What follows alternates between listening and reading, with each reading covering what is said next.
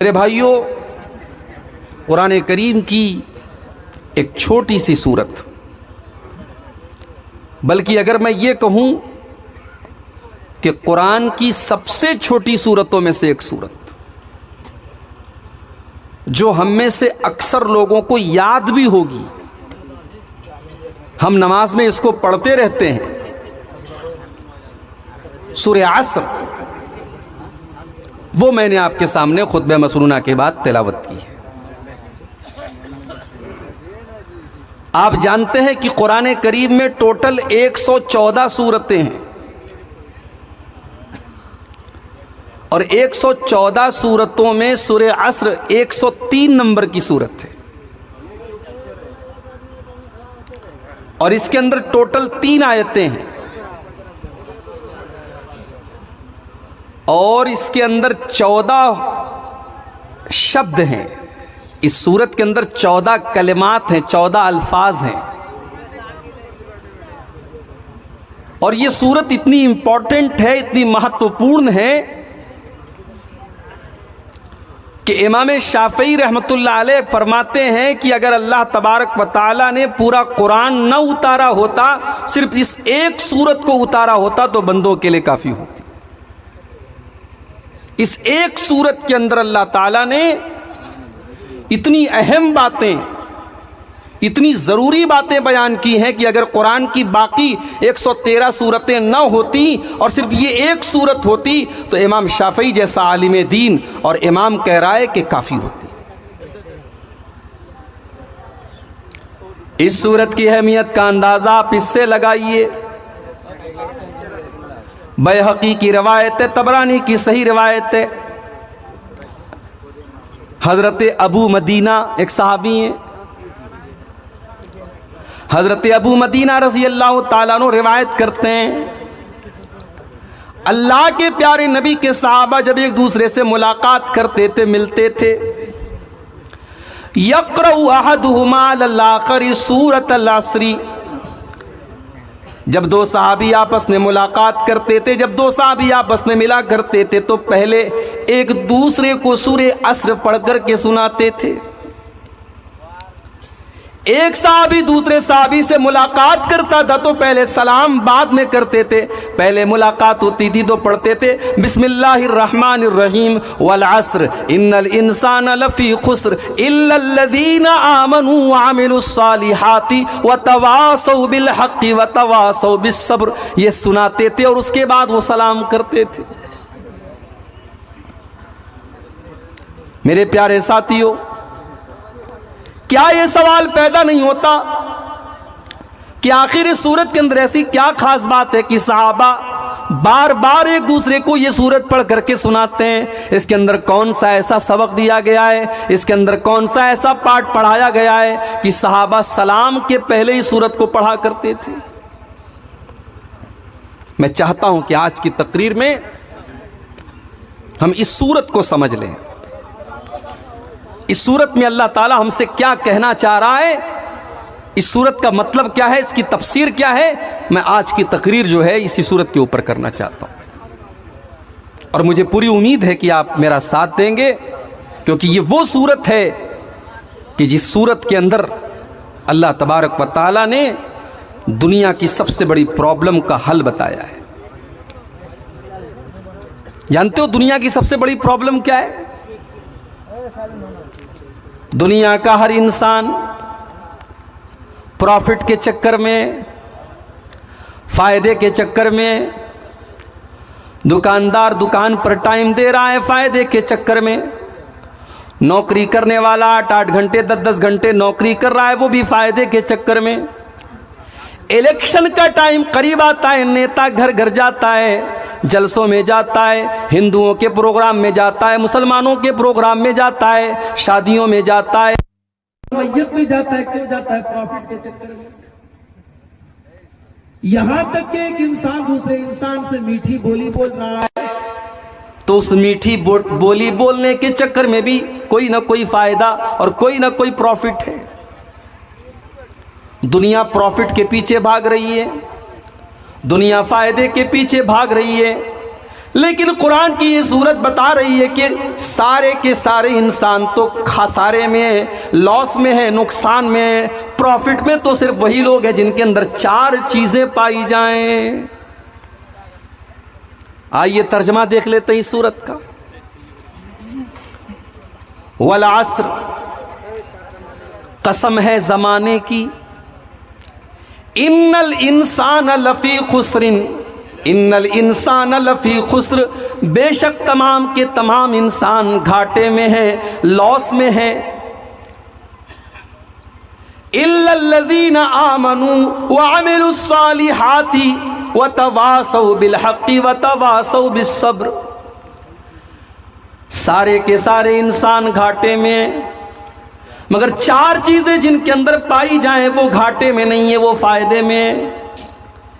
वो दुनिया में झोपड़े में रहने वाला इंसान हो, वो सूखी रोटी और चटनी खाने वाला इंसान हो, वो पैवन लगा कपड़ा पहनने वाला इंसान हो, दुनिया की नज़र में वो गरीब हो, हकीर हो, फ़कीर हो, लेकिन अल्लाह की नज़र में वो प्रॉफिट में, वो फ़ायदे में, वो खसारे में नहीं है, जिसके अंदर 4 चीज़ें पाई जाएं। इल्लल्लज़ीना आमनू, जो ईमान वाला है, वामिलुस्सालिहाति, और नेक अमल करने वाला है, व तवासौ बिलहक़्क़ि, और सच्चाई की तबलीग करने वाला है, व तवासौ बिस्सब्री, और एक दूसरे को सब्र का सबक दे रहा है, एक दूसरे को सब्र करने की तालीम दे रहा है, सब्र करता है और दूसरों को सब्र करना सिखाता है। ये 4 चीज़ें जिनके अंदर पाई जाएं वो प्रॉफिट में है, वो फ़ायदे में है, बाकी सारे के सारे इंसान घाटे में। ये था इस सूरत का तर्जमा। तर्जमा मतलब अनुवाद। अब बंगला में पता नहीं अनुवाद को अनुवाद बोलते होंगे। बंगला वाले तो थोड़ा गोल कर देते ना, दही को दोही बोल देते हैं। तर्जुमा माना, तो ये हो गया माना। अब आइए इसकी व्याख्या करते हैं, इसकी तफसीर करते हैं, इसको एक्सप्लेन करते हैं, एक एक लफ्ज के ऊपर गौर करते हैं। वल अस्र, जमाने की कसम। सबसे पहला सवाल, हम कसम क्यों खाते हैं? हम इसलिए कसम खाते हैं जब सामने वाले को हमारी बात पर यकीन ना रहा हो। मिसाल के तौर पर किसी का 1000 रुपया चोरी हो गया, वो मेरे पास आया, अब्दुल गफ्फार साहब मेरा 1000 रुपया चोरी हुआ है, कहीं आपने तो नहीं लिया है? मैंने कहा नहीं भाई मैंने नहीं लिया है। मैंने अगर इतना कहा कि मैंने नहीं लिया है तो सामने वाले को डाउट हो सकता है, लेकिन अगर मैं ये कह दूं कि भाई साहब अल्लाह की कसम मैंने आपका पैसा नहीं लिया है, सामने वाला यकीन कर लेगा ये अल्लाह की कसम खा रहा है। यही तो होता है कसम का मतलब। कसम क्यों खाते हैं? ताकीद के लिए, अपनी बात को मजबूत बनाने के लिए। अब सवाल ये पैदा होता है कि अल्लाह ताला कसम क्यों खा रहा है? क्या नऊज़ बिल्लाह अल्लाह ताला को ये डाउट है कि मेरे बंदे मेरी बात नहीं मानेंगे, मेरे बंदों को मेरी बात में शक होगा? नहीं नहीं, अल्लाह की बात में किसको शक हो सकता है?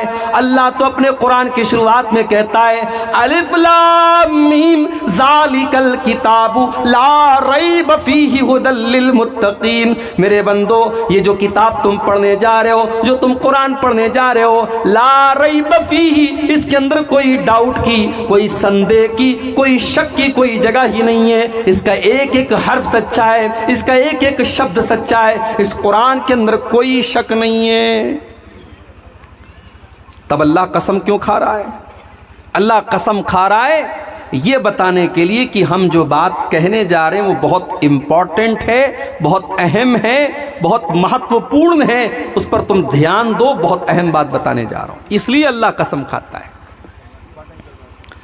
अब यहां एक बात और समझ लीजिए, अल्लाह ताला जिसकी चाहे कसम खा सकता है। उसने कुरान में इंजीर की भी कसम खाई है, अल्लाह ने कुरान में जैतून की कसम खाई, अल्लाह ने कुरान में तूरे सीना की कसम खाई, अल्लाह ने कुरान में मक्का शहर की कसम खाई, अल्लाह ने कुरान में अल्लाह के नबी की ज़िंदगी की कसम खाई, अल्लाह ने कुरान में सूरज की कसम खाई, ज़मीन की कसम खाई, आसमान की कसम खाई। अल्लाह जिसकी चाहे कसम खा सकता है, मगर हमें और आपको ये इजाज़त नहीं कि हम अल्लाह के अलावा किसी और की कसम खाएं। अगर हम अल्लाह के अलावा किसी और की कसम खाते हैं तो अल्लाह के नबी फरमाते हैं मन हलफ़ बिग़ैरिल्लाहि फ़क़द अशरक, जिसने अल्लाह के अलावा किसी और की कसम खाई तो उसने शिर्क किया। मियाँ बीवी में झगड़ा हो रहा है, बीवी कह रही है शौहर से अरे मैं झूठ नहीं बोल रही हूं, बच्चे की कसम, बच्चों की कसम लोग खा लेते हैं। शौहर बीवी के हाथ पर, सर पर हाथ रख करके कहता है मैं तेरी कसम खाता हूं। याद रखो मेरे प्यारे साथियों, न बीवी की कसम खाना जायज़ है, न बच्चों की कसम खाना जायज़ है, न माँ की कसम खाना जायज़ है, न महबूबा की कसम खाना जायज़ है। अल्लाह के अलावा किसी की कसम नहीं खा सकते। यहां तक के खाने काबा की कसम भी नहीं खानी चाहिए, इसलिए कि खाने काबा अल्लाह नहीं है, अल्लाह का घर है। हम खाने काबा की भी कसम नहीं खा सकते, क्योंकि सिर्फ और सिर्फ अल्लाह की कसम खाना है। खाने काबा तो अल्लाह का घर है, अल्लाह नहीं है। हमारे बहुत सारे गैर मुस्लिम भाई हैं, उनके दिमाग में यह बैठा हुआ है कि मुसलमान खाने काबा की पूजा करता है। उनको जाकर के सही बुखारी की वो हदीस पढ़ के सुना देनी चाहिए मेरे भाइयों कि हजरत उमर फारूक रजी अल्लाह ताला नो खाने काबा का तवाफ कर रहे थे, और खाने काबा का तवाफ करते हुए जब हजर अस्वद के पास पहुंचे, हजर अस्वद वही पत्थर है, काला पत्थर, तवाफ के दौरान जिसको चूमा जाता है। हजरत उमर फारूक रजी अल्लाह ताला ने उस पत्थर को चूमा और चूम करके क्या कहा, इन्नी आलमु अन्नका हजरुन मा तनफउ वला तजुर्रु। ऐ हजर अस्वद, मैं जानता हूं कि तू एक पत्थर है, तू नफा नुकसान का मालिक नहीं है, तू किसी को फायदा नहीं दे सकता, तू किसी का नुकसान नहीं कर सकता। अगर मेरे नबी ने तुझे न चूमा होता तो मैं तुझे न चूमता, क्योंकि तुझे चूमना मेरे नबी का तरीका है, मेरे नबी की सुन्नत है, इसलिए मैं तुझे चूम रहा हूं। हजरत उमर ने दुनिया वालों को संदेश दे दिया कि मुसलमान हजर अस्वद की पूजा नहीं करता है, और हजरत बिलाल ने खाने काबा की छत पे खड़े होकर की अजान दे करके ये साबित कर दिया कि मुसलमान खाने काबा की पूजा नहीं करता। मुसलमान अगर खाने काबा का तवाफ करता है, उसकी परिक्रमा करता है, तो इसलिए करता है क्योंकि अल्लाह का आदेश है, अल्लाह का हुक्म है, उसके रसूल का तरीका है। खाने काबा हमारे नजदीक मुकद्दस तो है, मगर हम खाने काबा की इबादत नहीं करते, इसीलिए खाने काबा की, आप खाने काबा की कसम नहीं खा सकते। अगर आपको कसम खाना है तो आप कहेंगे रब्बे काबा की कसम, आप काबा की कसम नहीं खा सकते।